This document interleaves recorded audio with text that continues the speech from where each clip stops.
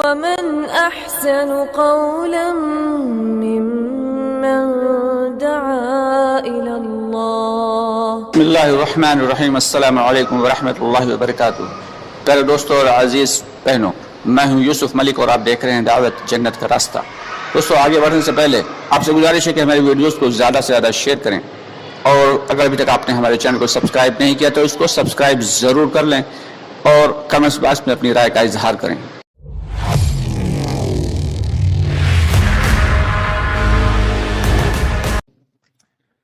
فرمایا جو کسی عالم کے ساتھ بیٹھا وہ میرے ساتھ بیٹھا. حضور صلی اللہ علیہ وسلم جس نے کسی عالم سے مصافحہ کیا اس نے میرے ساتھ مصافحہ کیا. 2 بار کہیں 3 چلا لگا لیے چلے گئے عالم کو دعوت دینے. نہیں میرے بھائی، جاہل آدمی عالم کو دعوت نہیں دے گا، یہ گستاخی. علماء کو اپنی کارگزاری سنانا، پھر وہ جو ہم سے غلطی ہوگی وہ بتائیں گے نہیں اس کو ایسے نہیں ایسے کرنا. اور ان کی کہتے جب عالم سے ملو تو ہو سکے تو کچھ ہدیہ لے کر کے جاؤ. اگر ہدیہ نہ ہو تو جا کر کے ان کو سلام کرنا، وہ ہاتھ بڑھائے تو مصافحہ کرنا. ہاں، اپنا ہاتھ بڑھا کے یعنی حکم دینا ہے تو ٹھیک مصافحہ کر جاؤ، اور ان سے دعا کی درخواست کرنا. کوئی مسئلہ ہو ان سے پوچھنا، بتائیں گے کیسے کرنا. اس میں کوئی مشکل آ رہی کہ ایسے ایسے تو مجھ سے نہیں ہو پاتا، اس کے بارے میں رہبری کریں گے ہماری. تو مہینے میں 1-2 ملاقات 3 ملاقات کسی نہ کسی عالم سے جو جن سے تعلق ہو ان سے کرتے رہنا ہے، ان سے ہدایت دیتے رہنا. اور میرے بھائی، اللہ کی یاد کے بغیر کہ یہ سب سے بڑا عمل ہے. جہاں نماز کا ذکر ہے فرضیت کا، وہیں آگے والا ذکر اللہ اکبر، کہ اللہ کا ذکر سب سے بڑا. کیا مطلب ذکر؟ مطلب یہ نہیں کہ زبان سے کہہ دینا ہاں 1-2 بار اللہ اللہ کہہ دیا ہو گیا. نہیں، ذکر کا معنی ہے فاذکرونی اذکرکم، یعنی تم مجھے یاد رکھو میں تمہیں یاد رکھوں گا. تم میرا ایک آدھ بار تذکرہ کر دو میں تمہارا ایک آدھ بات ہے. اس کے معنی یہ نہیں ہے ہمیشہ اللہ کے دھیان کے ساتھ رہنا ہے. منشا یہ کہ ہر حال میں دھیان اللہ کی طرف لگا رہے. تو یہ دھیان کیسے پیدا ہوگا بھائی؟ یہ 3 تسبیحات یہ عادت ڈالنے کے لیے ہے. یہ منشا 3 تسبیحات پر نہیں ختم، نہیں،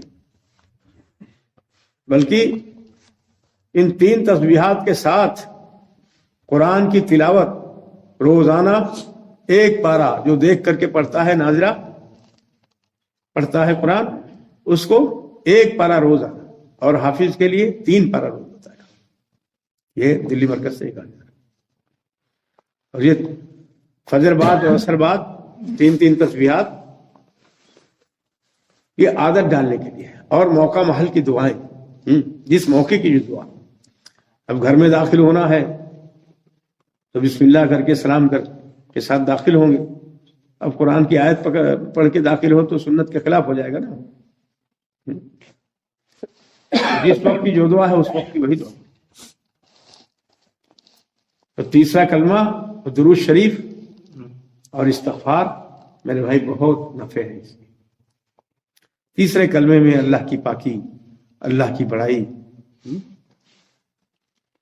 اللہ کی تعریف یہ ہے. تو اس کو 100 مرتبہ فجر بعد، 100 مرتبہ عصر بعد. اور درود شریف ایسا عمل ہے کہ اس کو اللہ بھی کرتے ہیں، فرشتے بھی کرتے ہیں، اور مسلمانوں کے لیے حکم. ان اللہ ملائکتہ یصلون علی النبی یا ایھا الذین آمنوا صلوا علیہ وسلموا تسلیما، کہ بے شک اللہ اور اس کے فرشتے نبی پاک صلی اللہ علیہ وسلم پر درود بھیجتے ہیں. اور اے ایمان والو تم بھی بھیجا کرو، ان کو حکم ہے. پوری زندگی میں فتویٰ کیا ہے؟ پوری زندگی میں 1 بار درود شریف پڑھنا علی صحیح واجب فرض ہے. پوری زندگی میں 1 بار. اور جب خیال آئے حضور پاک صلی اللہ علیہ وسلم کا نام لیا جائے تب تک درود شریف پڑھنا. اور سب سے بڑا بخیل وہ ہے کہ جو حضور پاک صلی اللہ علیہ وسلم کا نام سنے، اس کے سامنے ان کا ذکر ہو اور وہ درود شریف بھیجے. کنجوس ہوتا ہے سب سے بڑا.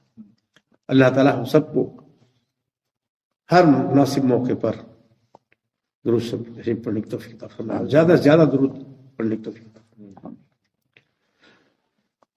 اور جو جتنا زیادہ درود کی کثرت کرے گا حضور صلی اللہ علیہ وسلم کے اتنے قریب ہوگا۔ ہاں، خاص طور سے جمعے کے دن فوراً پیش کیا جاتا ہے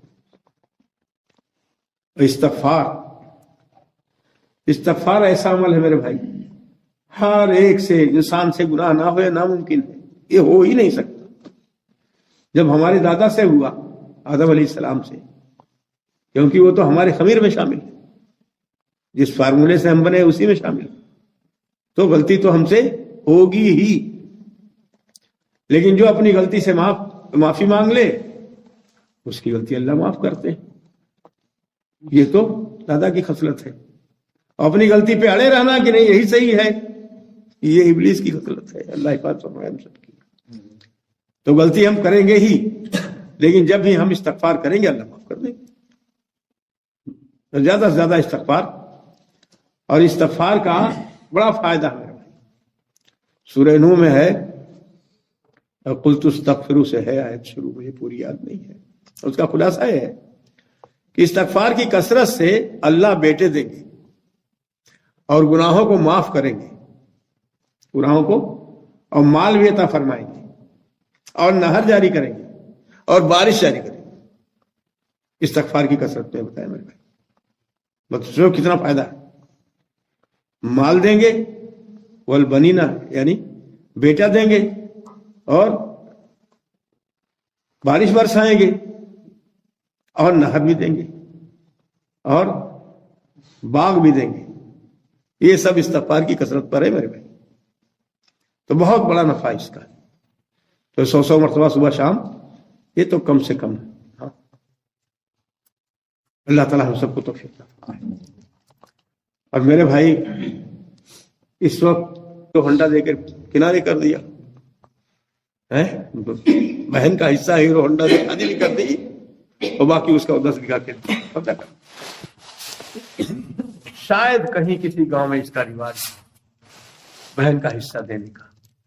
تو میرے بھائی، اگر گناہ زیادہ کرنے لگ جائے لوگ، سارے شرابی ہو جائیں، شراب معاف تھوڑا ہو جائے گی؟ کیا آرڈر مل جائے گا پینے کا؟ نہیں۔ ایک سنت کو اگر جاری کریں گے 100 شہیدوں کا ثواب ملے گا، اور یہ اتنا بڑا ہے، اس کو جاری کریں گے تو کتنا بڑا ثواب ملے گا، اندازہ لگائے۔ امت کا کثیر طبقہ اس میں مبتلا ہے۔ اللہ تعالی ہم سب کو صحیح بہنوں کا حق ادا کرنے کی توفیق عطا فرمائے، کیونکہ وہ من دیکھ جاتا ہے کہ بھائی لوگ بہن کا پورا حصہ لے لیں۔ تو حق ہر ایک کا، اس کے بارے میں پوچھو گی حقوق کے بارے میں بھائی، تو ہر ایک کا حقوق، ہر ایک کے حقوق ہم ادا کریں۔ حقوق میں سب سے بڑا حق تو اللہ کا ہی ہے، کہ اللہ کے ساتھ کسی کو شریک نہ کرے، ایک نمبر پہ۔ اور اپنے گھر میں ماں کا حق سب سے بڑا، گھر کے اندر ماں کا حق دگنا ہے یا تگنا ہے باپ کا۔ 3 بار پوچھا کہ کس کے ساتھ صلہ رحمی کروں، کہ ماں کے ساتھ، پھر پوچھا کہ ماں کے ساتھ، پھر ماں کے ساتھ، پھر پوچھا باپ کے ساتھ، پھر اس کے بعد باپ کا۔ اور جس کے والدین جس سے ناراض ہیں، اس کا اللہ اس سے ناراض ہے۔ فرمایا کہ ماں کے قدموں میں جنت، اور باپ جنت کا بہترین دروازہ ہے۔ تو والدین کی نافرمانی کرنے والا، کچھ تو دنیا میں اگر والدین کی گستاخی کیا ہے، ان کو تکلیف دیا ہے، تو اس کی اولاد سے نقد اس کو ملتا ہے، اس میں کوئی گنجائش نہیں۔ ہاں، جو اپنے باپ کے ساتھ جس نے گڑبڑ کیا، اس کی اولاد اس کے ساتھ گڑبڑ کی، بالکل ہے نقد۔ یہاں جو وہاں ہوگا وہ الگ۔ تو اپنے والدین کو ہر حال میں راضی رکھنا چاہیے، اپنے والدین کو ہر حال میں راضی رکھنا چاہیے، اور لوگوں کے حقوق ادا کرنا۔ اگر لوگوں کو ملانے کے لیے کہیں جھوٹ بھی بولنا پڑے کہ 2 گروپ ہے، لڑ رہا ہے 10 سال سے مقدمے بات، اس میں کہیں جھوٹ استعمال کر دیا کہ دونوں میں میل ہو گیا، تو اسے جھوٹ نہیں کرتا۔ ایک گھر میں سارے لوگوں کی آپس میں نہیں بنتی، کیوں؟ ہر ایک کو یہ ہے کہ میرا حق مجھے ملے، مجھے حق نہ دینا پڑے۔ اور ایک حق سے تو امت کا کثیر طبقہ، ہر طبقہ، امت کا ہر طبقہ اور کثیر طبقہ شامل ہے اس گناہ میں. اللہ جب گھر میں کسی بزرگ کا انتقال ہو جاتا ہے, بڑے کا انتقال ہو جاتا ہے, سمجھو وہ 2 بیٹے چھوڑ گیا, 1 بیٹی چھوڑ گیا, تو اگر 50,000 روپیہ چھوڑ گیا وہ, تو 2 بیٹوں کو 20,000 روپے ملے گا, بیٹی کو 10.